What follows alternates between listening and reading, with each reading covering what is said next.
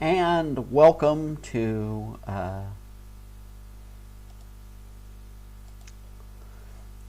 the US version of our lecture this week for Prolog Essentials. And this week I'm going to talk about pensions. Yes, I have a sweet Prolog mug.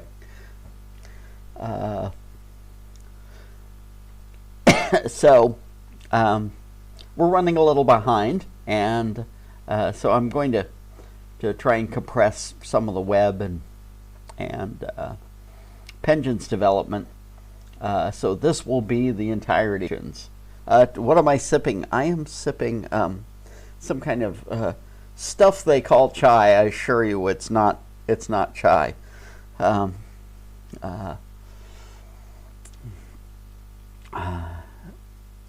But is iced tea. So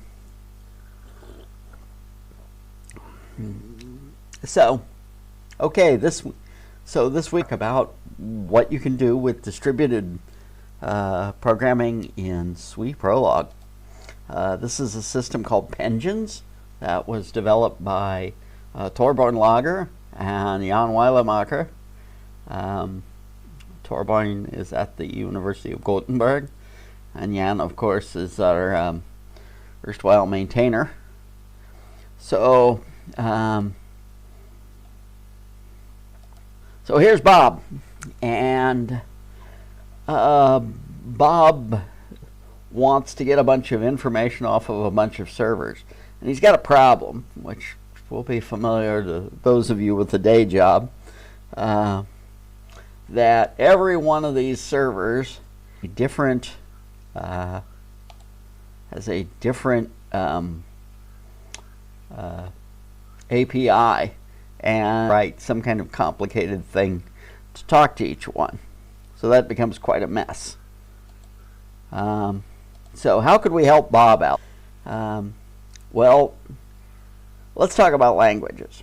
Bob's writing in, Rebol or whatever. And the server's in whatever it's in. But in between is a language called HTTP. And HTTP is just not a very sophisticated language. It pretty much is query for resource, give back resource. Well, so furthermore, if there's data out here, and Bob wants to query to kind of do some operation that involves all these servers, some federated query as it's called, he's going to have a because he's going to have to basically suck all the data down from one server and then make a whole bunch of queries to the next server, and it's kind of a all right. Well, here's an alternative for Bob. Suppose there's only one Bob, and I trust Bob, which is a couple of big ifs. Then I could give Bob shell access. Bob could start an interactor and have whatever, and then just do whatever he wants because he's got the same access the server does. This, of course, is not going to scale. If I have millions of anonymous users, I can't give them all shell access. Well, this being Prolog, though, so Torbjörn starts thinking about this, and well, there's actually something we can do here. This is a can you guys see my cursor? I'm realizing that for some reason the cursor is now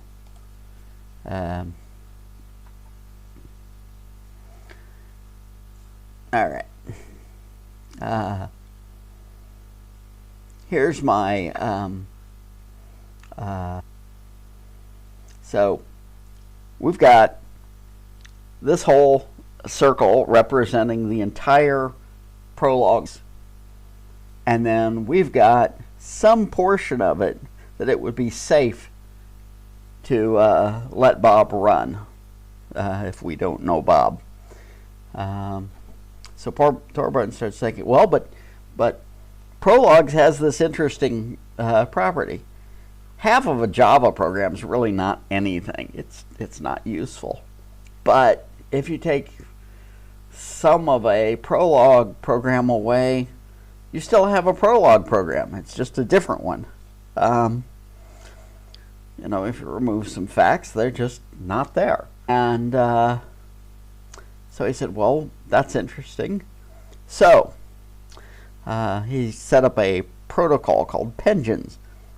Here's the way it works. You have some so-called master that calls and gets a pension slave and asks this application, this Prolog application, which is serving a, I'm going to see if changing, no, a Prolog application that is serving a pension server. You can call and you can get a which is a sub VM.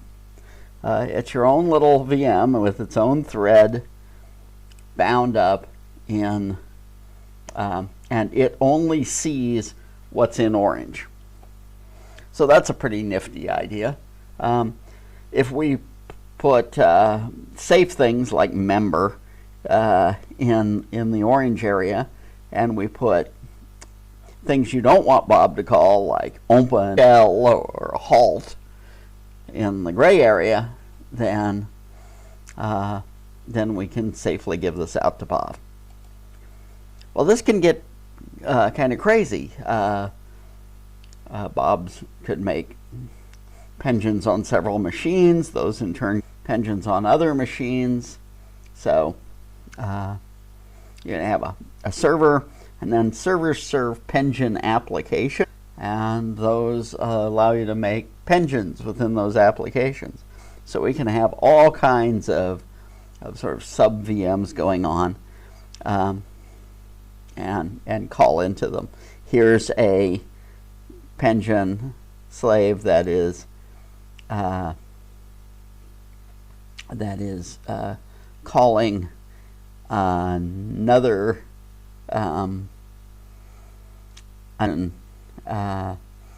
in a different server, so you can chain these things together. And then down here, well, we said we didn't care what this master is written in. That means it, and the call is the top HTTP. So hey, that means we could do it from JavaScript in the browser. So all of a sudden, we have the ability to do non-deterministic RPC from the browser. Okay, let's go back and look in more detail about this business of making a sub VM. Here's the whole Prolog knowledge base. So when I ask, what do I get? Well, I get, first of all, there's something called Sandbox, library Sandbox, which is the default pension application. And the default pension application, not able to see, cursor disappears when not moving, not able to see full slide. Okay, hang on guys, I'm going to figure out the cursor thing, and I'm going to turn it off so you can see the whole slide. Okay, and then give me a moment. I got to figure out how to I got to find some other cursor bigger. This is very odd because I did not have this problem for the European one. Nope.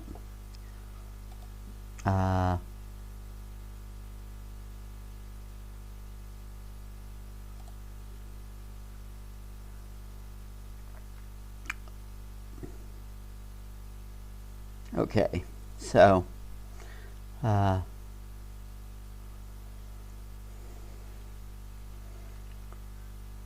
I'll just remember to keep moving the cursor. So back to where we were. Okay, so what we're going to give you is everything safe. And then beyond that,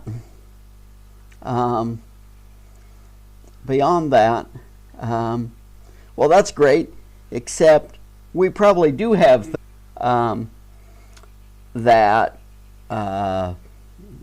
we probably do have things that it might not consider safe, or that aren't in its pre-made safe list, that we want to be able to do. So you probably have some APIs, you're running a pension server, and that probably means you're offering up some services to the world, and you need to provide those. So you'll import material into the sandbox. Well, this is a potentially unsafe operation. Application developers, excuse me. Application developers are busy people, and we're all needing to, and so it's asking quite a bit of people to always make certain API that you import does not lead to a security hole. So, this being Prolog, we do code analysis. And when you add these APIs, Prolog then code looking to see if you do anything it considers unsafe. So if you call shell, it won't let you. So hang on, I'm gonna demo that. That's a good point to demo this instead of just yakking.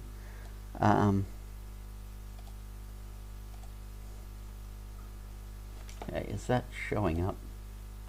Yep. And okay, I've got two terminals here, and they could be on different machines, but of course I don't want them to be.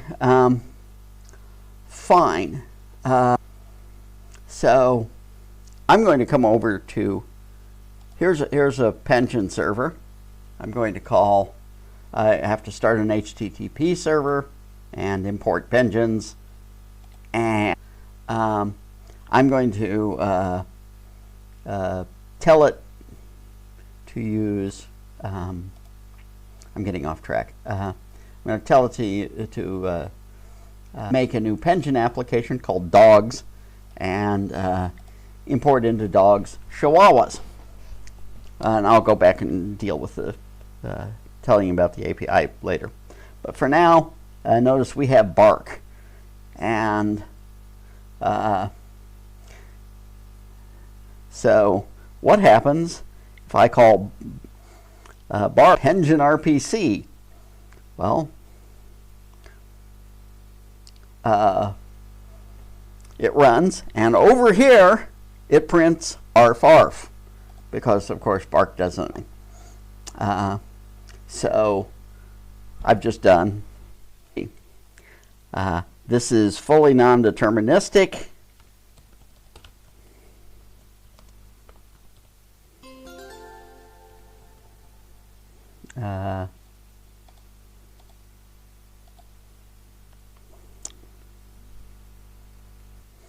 And we can get a non-deterministic or a remote procedure call.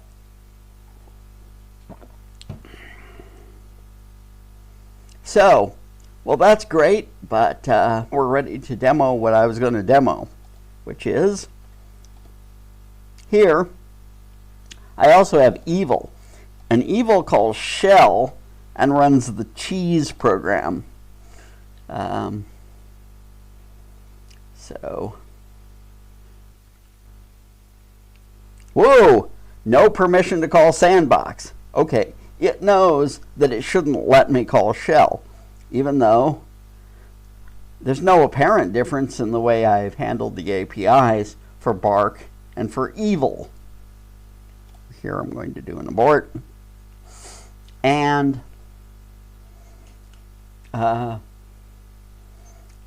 eat out this unsafe area.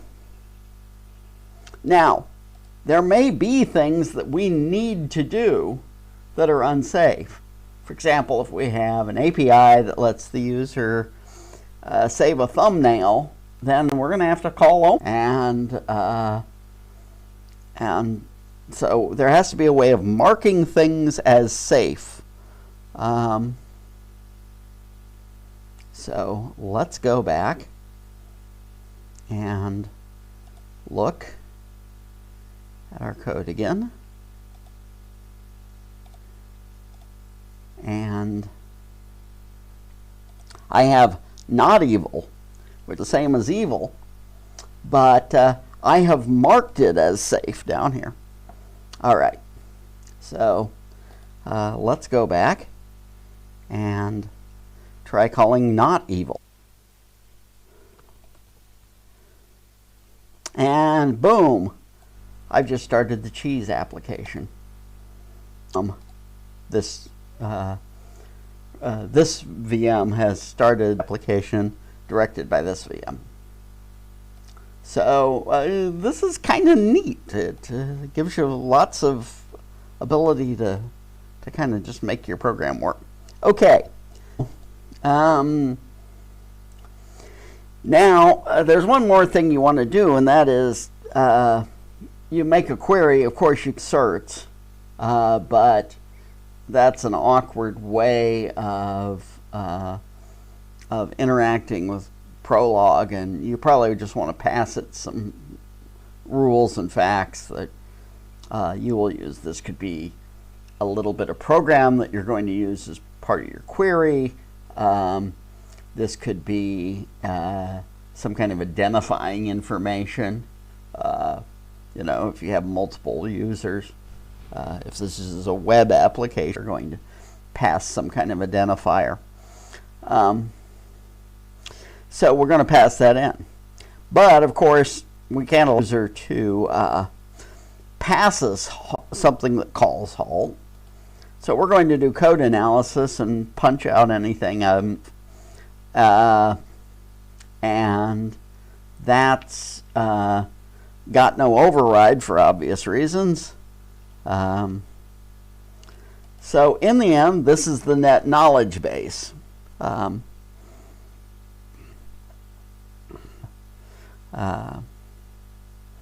That's what you get with a pension. Okay, so how do we do this? So this talk is basically based on a talk I gave at Strange Loop in 2013, so some of them have aged a little. All right, so how do we do this? Well, you have to start an HTTP server. If you've done the web module stuff, here's the server, and here we start the server. And then now I'm going to declare a new pension application I call dogs. And then I'm going to do this bit of strange syntax.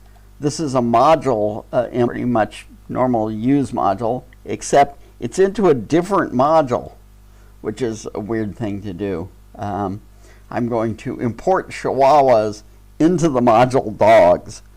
Dogs must be a module that's not associated, so don't make a file called dogs. Okay, let's look at chihuahuas. Chihuahuas exports the things we want to export, and then we just have our predicates, and it's about that simple. Except we gotta mark not evil as not being evil, and we will do that using this sandbox safe primitive. So we have to call sandbox safe primitive. Now, we haven't covered multi-file predicates. What's going on here is that there's no particular reason the clauses of a predicate is saying RPC the same as a REST call. No, this is a remote procedure call. This is making a procedure call, in this case a predicate call, on a different computer. So this machine, this Prolog VM is making is calling up this VM and saying run not evil and give me the result. And you will notice when I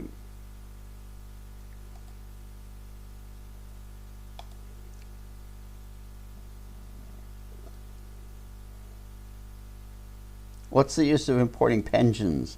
I imported pensions so that I would get sandbox safe primitive. I actually am not certain I need those. It's RPC, but over HTTP, yes. And it's non-deterministic, so, and it's RPC that you can leave state on the other machine.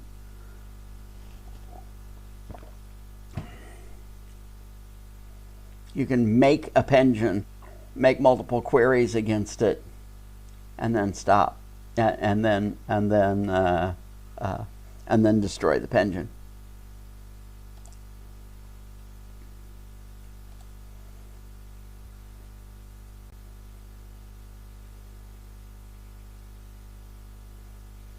Okay. Hope I answered those questions. Oh, I'm typing, so I'm going to slow down. Can I call the same URL from the browser? No, not really. You will get it's a REST endpoint effectively. This is going to be the pensions protocol essentially exchanges in a pretty compact format some ping thing.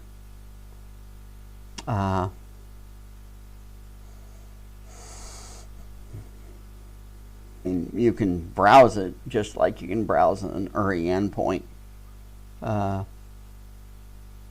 don't think you'll get anything useful.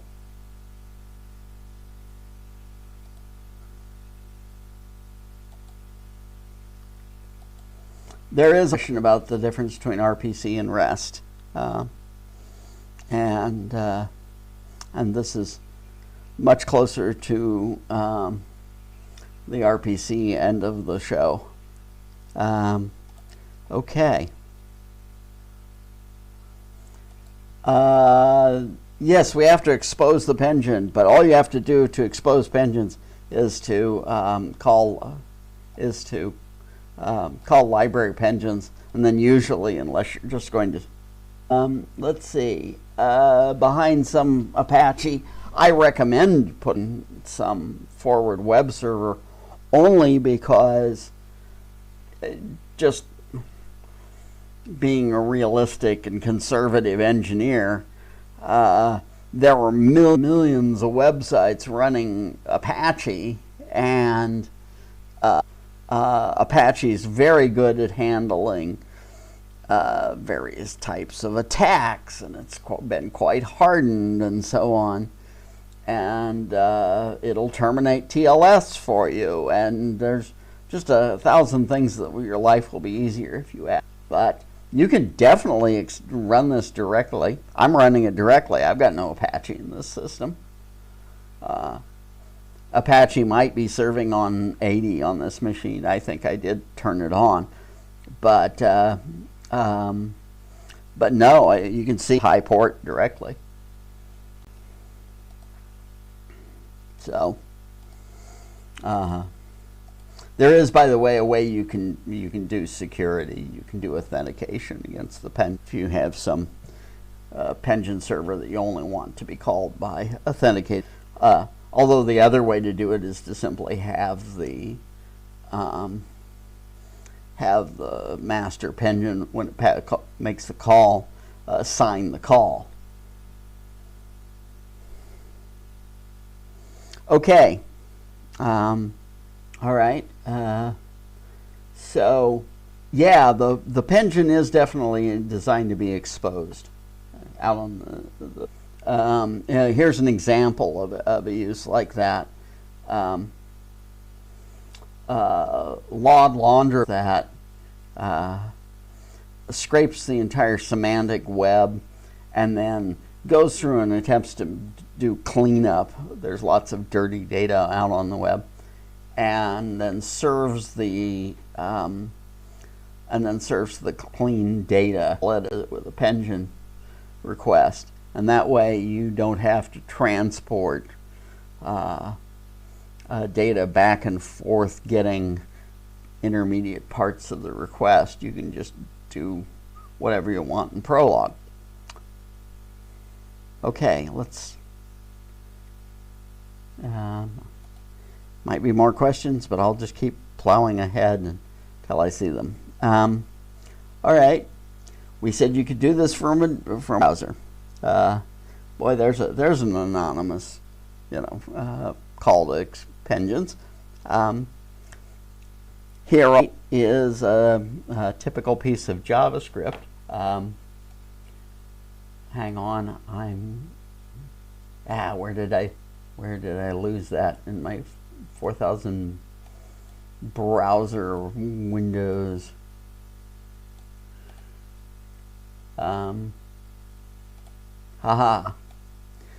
This, which I will copy in, is the Penguin's docs, and stupidly the place that the JavaScript docs appear. So going back to, hang on, we got one more thing I need to. Okay, so .js, which comes with the Sweet Prolog distribution, and then you make a new Penguin, and this is kind of typical JavaScript code, bunch of handlers, and handle create. Forgive me, this actually predates the new form. Handle create then is as soon as we've created the Penguin, it's going to perform an ask, and then that will go out and make a query, in this case q sub x, and then when it's successful, it's going to have this set to an object whose data field is the actual data. So we can do something with that in a jQuery selector. This is, and then we call Penguin.next, which will get the next solution. So we can iterate over solutions. You can stop it midway. You can pretty much do anything. You can do it in an interactor. You can do a stop. You can destroy the Penguin. And now back. Last one before that. Yeah, here we go. That you could pass data. You could pass a little bit of extra Prolog code in with your query, and here's how we do that from the JavaScript script in the browser, and that is we put in a script tag of type text x Prolog, and this goes along for the ride. And then you can see here we're going to call q, and q then is just going to call p, and p give us one of three things. Okay.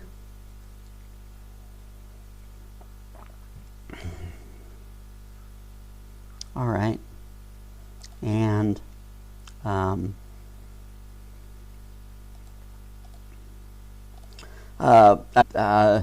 when this started, there was a bunch of discussion of what Penguin should do with I/O, and frankly, I just don't do that. You'll notice my example, of course, when you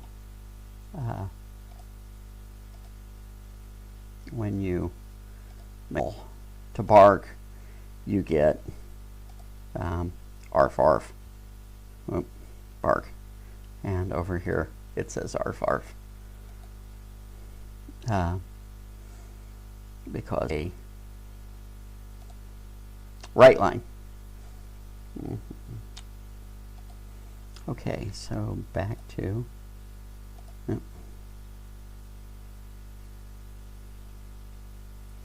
sorry, I'm lost in my slides.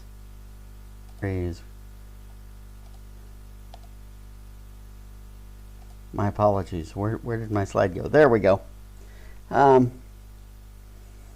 Okay, so that's how you call it from a browser. This is leading actually somewhere neat now that we have Tau Prolog, which for those of you who don't know, Tau Prolog is a Prolog written in JavaScript, and it'll also run under Node, by the way. But the cool part is that it runs in the browser. So we're in a position where we can pretty much write Prolog end to end here. Now, Prolog has tremendously good powers for analyzing code. And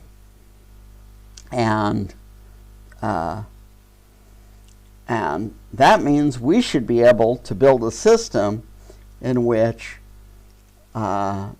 just write code that looks like it's for a GUI, and Prolog figures out which of the two machines, the browser or the server, it has to run on, and minimizes the num-p requests it makes.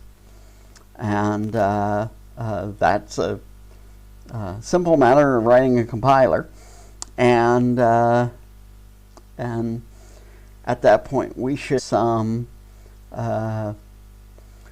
have some fully declarative way of making a web app that looks much easier than most ways of programming the web today. That's coming. That's where we are now. Okay. All right. This is my demonstration of how to import things, which I already covered. And okay. Well, remember way back at the top, Bob wanted to federate a query. That is, Bob wanted some query to query a bunch of servers, and each one kind of controlled the next one. Well, this is how you do that with Penguins. You just do Penguin RPC calls and call RDF on the this is the semantic web triple on the remote server, and this makes a federated query that simple. And in fact, if you know Sparkle, this looks disturbingly familiar, because this looks almost identical to what a Sparkle query would look like. Okay. So like I say, this started out as a 2014 talk. So you're getting it 6 years later. Where are we? Well, that was an early version of Swish, and Swish has now been built up into the rather robust thing that we have today. We were doing, I was kind of the advocate for this, with who is working on the Prolog web app thing you mentioned? Various people are working in various ways. It's a big enough project. It's probably that different ideas of what it should look like. I'm in that set of people, although my personal thinking about it is just that. It's like I'm not quite certain how I want to do it yet. So I'm not at the cutting code stage. Mostly because I'm not quite certain how I want it to look to the end programmer. So I was at one point very much into the idea of building a collaborative, a fully collaborative real-time collaborative replacement for the XPCE-based IDE, and generally having tools for building stuff. So as part of that, I built a little diagram editor, which is out there. I think it's called Whiteboard, and it's on my GitHub. And many of the rest of these have kind of gone by the wayside. This is a little chat application that Jan did.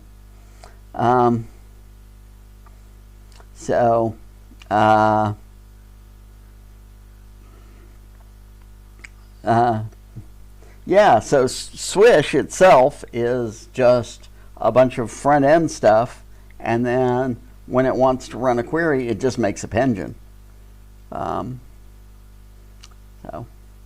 Okay, well, that's what I have to say about pension questions.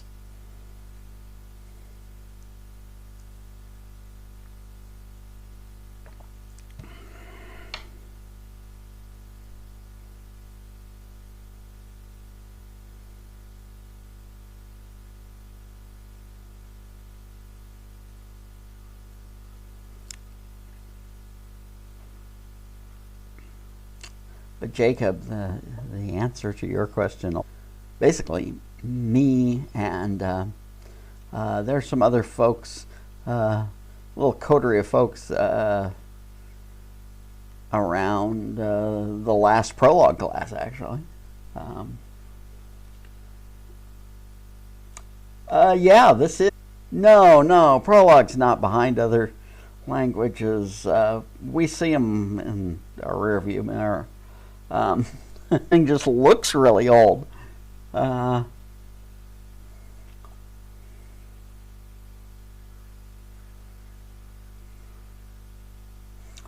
Prolog has the advantage that it's been an academic language for a long time, and as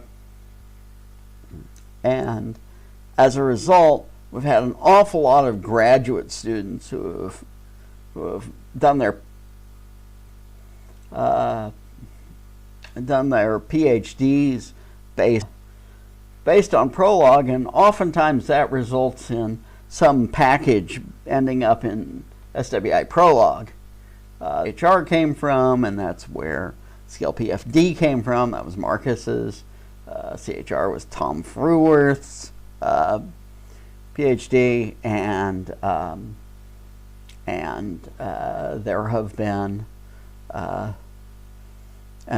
plenty of CP Lint, Dr. Raguzzi, and if you poke around inside the Prolog website, you keep coming across things and going, ooh.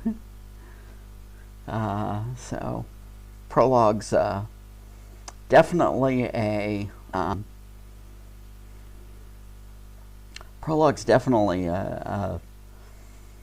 interesting beast, and there's a lot of interesting stuff going on within it. Yeah, but yeah, Prolog's definitely not behind. It's more that it's out in front.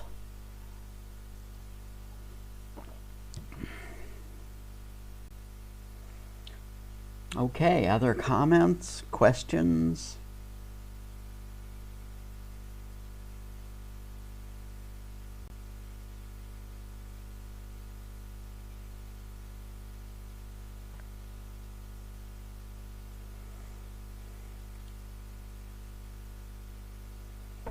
Yeah,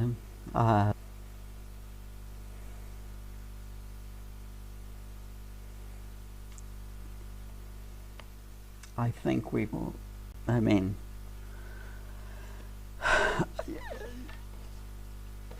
I got interested in Prolog as a, just doing what many programmers are doing these days, out that functional programming is neat, and I ran a Prolog programmer who offered to teach me Prolog, and I wasn't that interested, but thought, well, I'll never get another chance. It changed my life. So, okay, folks, thank you very much. I'm done for the evening, so we're going to be a little short today. Okay. Thanks, everybody. I'll see ya.